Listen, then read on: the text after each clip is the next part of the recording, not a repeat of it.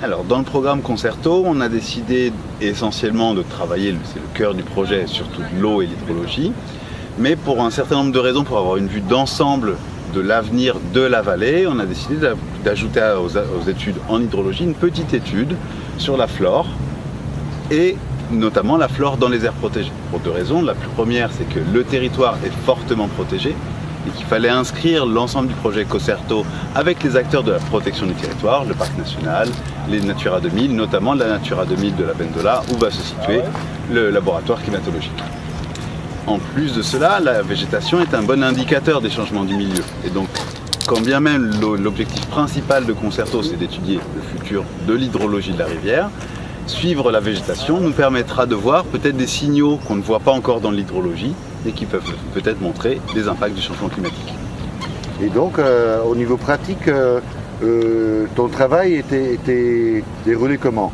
Alors, le travail a besoin de s'appuyer sur des nouvelles données de terrain. Il y a des bases de données qui existent, qui sont publiques, mais à cette échelle-là, pour avoir des données de détail, il faut commencer par retourner sur le terrain pour mieux étudier les bases de ce qu'on étudie. À commencer, et ça peut paraître surprenant, il faut déjà savoir où sont les espèces que l'on veut suivre en tant qu'indicateur d'un changement. Et donc des premières campagnes où on a choisi quelques espèces un peu significatives, de grands arbres, de petits arbustes, de toutes petites herbes, certaines méditerranéennes, d'autres montagnardes, d'autres alpines, un petit mélange de la flore de la Roya, une vingtaine d'espèces, et on est allé déjà suivre une cartographie fine de où elles se trouvent et des proportions, les lieux où elles sont fréquentes et les endroits où elles sont rares. À partir de là, c'est une base de connaissances de l'actuel sur lequel on va pouvoir commencer à réfléchir à, d'une part, traquer des marques du changement entre, on va dire, un passé récent et aujourd'hui. C'est une première mission. Et une deuxième, c'est de travailler à des modélisations pour essayer d'anticiper le futur, pour offrir aux territoires ce dont ils ont besoin pour les scénarios et les prises de décision en termes de gestion collective franco-italienne de la vallée.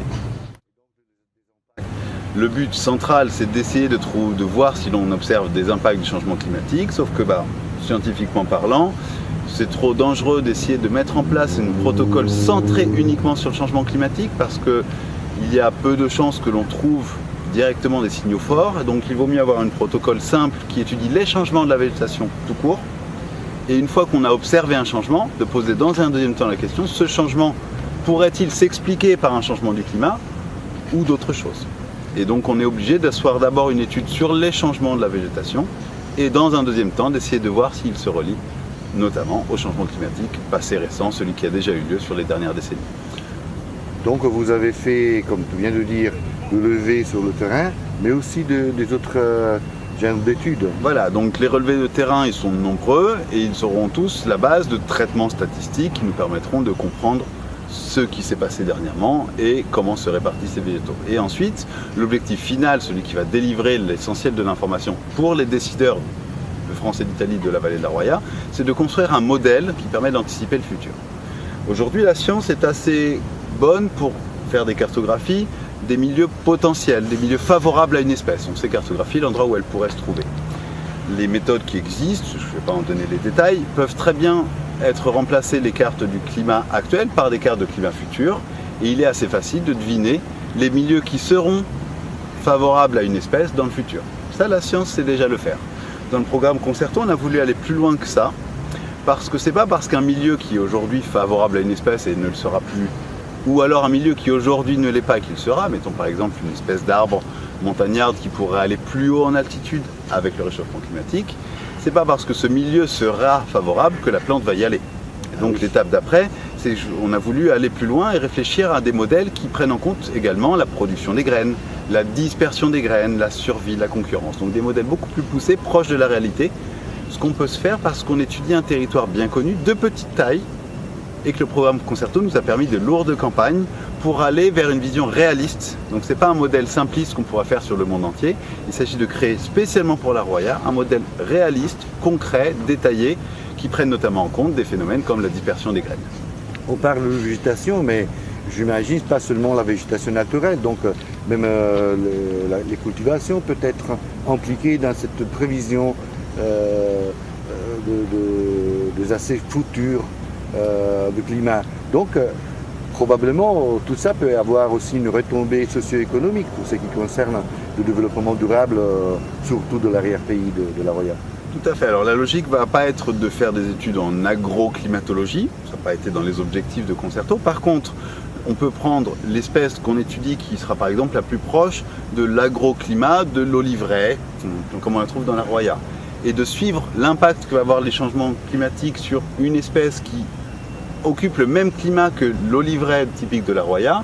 Et si on voit qu'un changement est nécessaire pour l'espèce de ce climat-là, on pourra permettre d'offrir un petit peu plus d'informations pour voir si l'oliveraie de la Roya va subir un choc plus ou moins grand par rapport au climat par exemple. Donc il s'agit d'une transposition d'informations sur la flore spontanée qui peut effectivement servir aux forestiers, aux agriculteurs et à l'ensemble des acteurs de la Roya. Et vous ferez une reconstruction de l'ensemble de la vallée de la Roya, mais en principe le laboratoire microclimatique alpin de la Bendola doit vous permettre d'aller peut-être dans un détail plus fort. Et comment ça? Alors, plus on augmente dans les échelles, c'est-à-dire plus on est une zone toute petite, plus on a de détails. Donc à l'échelle de la Roya, pour le moment, on n'a pas des données climatiques sur des réseaux très denses, on n'a pas des certitudes climatiques sur un réseau très dense. Le laboratoire climatique alpin va nous donner ce genre d'informations sur comment varie le climat sur de très petits espaces très contrastés. Et donc si moi j'observe par exemple une limite d'aire de distribution d'une espèce qui nous intéresse et qu'elle s'arrête à une certaine altitude qui correspond à un certain climat, on n'a pas aujourd'hui des bons outils pour calculer exactement quel est ce seuil climatique qui fait que telle espèce s'arrête en un lieu de la montagne parce qu'il fait trop froid pour elle par exemple. Le laboratoire climatique alpin va nous offrir cette quantification très fine de quel est le seuil auquel s'arrête l'espèce parce qu'il fait trop chaud ou trop froid, trop humide. Donc ajouter de paramètres à ce qui c'est la distribution et trouver des liens entre les uns et les autres. Trouver du lien, tout à fait. Et en fait, tu nous as déjà expliqué pendant d'autres occasions de rencontres que la Roya a des caractéristiques très particulières au niveau climatique. Tout à fait, il s'agit d'un gradient très, très renforcé avec un milieu méditerranéen au niveau de la basse Roya qui est un méditerranéen très marqué, très chaud et très sec. Et en un espace très court, c'est-à-dire une trentaine de kilomètres, on a des sommets qui dépassent les 2000 mètres et donc des climats très froids. Et donc cette caractéristique de climat de gradient climatique vraiment raccourci offre à la flore une situation très particulière où les flores se mélangent. Et un peu plus qu'ailleurs en France ou un peu plus qu'ailleurs en Italie, la végétation méditerranéenne monte un peu plus haut et la végétation de montagne descend un peu plus bas. Et elles se croisent plus qu'ailleurs. C'est typiquement un exemple très clair dans la Roya, c'est les sapinières, les forêts de sapins, abete in Italia, qui descendent très bas dans les vallées. On a des sapinières méditerranéennes, qu'on appelle même en France les sapinières ligures. C'est un écosystème à part de ces sapinières qui vont s'infiltrer dans le climat méditerranéen et qui sont effectivement associées à une flore méditerranéenne. Et ça, ce sont des exceptions liées à ce gradient très court entre les milieux très chauds et très froids qui s'imbriquent dans la Roya, pas de la même façon qu'elles le feront quand entre Méditerranée et montagne, on a de grands espaces comme le reste de la Provence française par exemple. Les leçons qu'on peut apprendre sur la Roya vis-à-vis à ces aspects naturalistes, est-ce qu'à ton avis peuvent être dans une certaine mesure exportées dans des autres zones des Alpes? Alors là, ça va être un enjeu compliqué parce que justement la Roya a toutes ces particularités très fortes et donc il faudrait être très prudent. Il y a une chose que les scientifiques n'aiment pas faire, c'est extrapoler leurs résultats ailleurs. Donc il faudrait être extrêmement prudent, notamment pour ce que j'étudie moi, la Roya est une exception. En géographie de la faune et de la flore, la Roya est une exception. Donc quand on commence par l'exception, on ne cherche pas à l'extrapoler. Par contre, le but de Concerto, plutôt que d'extrapoler des résultats, ça va être d'extrapoler des méthodes.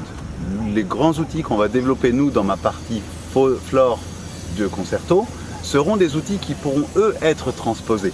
C'est-à-dire pas le résultat en soi, mais l'outil qui pourra être démontrer son bon fonctionnement sur la Roya et s'il intéresse d'autres gestionnaires d'autres territoires alpins ou méditerranéens, leur dire l'outil existe, il a été monté grâce à Concerto dans le cas de la Roya, il suffit de l'ajuster un petit peu et vous pourrez l'utiliser sur d'autres vallées, d'autres massifs. Merci beaucoup Julien pour ton exposition qui était très intéressante comme toujours. Et bon, pour l'instant, on s'arrête ici, mais évidemment, il y aura d'autres étapes à raconter sur l'aventure Concerto et sa fleur et sa nature. Merci. Merci, au revoir.